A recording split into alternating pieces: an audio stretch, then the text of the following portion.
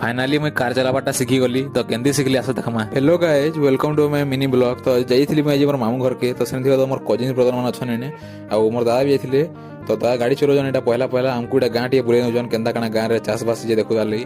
ତ ଦେଖିଲୁ ଆମେ କୋପ ଚାଷ ହେଇଥିଲା କେନ୍ ହେଇଥିଲା ଧାନ ଚାଷ।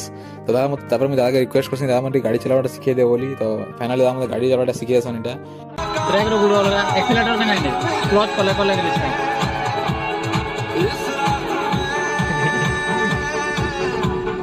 गाड़ी चलावाटा शिखसी आउ टीए पे धूर चलासी भी आउ बहुत खुश लगसी फास्ट टाइम चलेकरी। तापर हमें गाना गुनी सुनसु भल लगसी।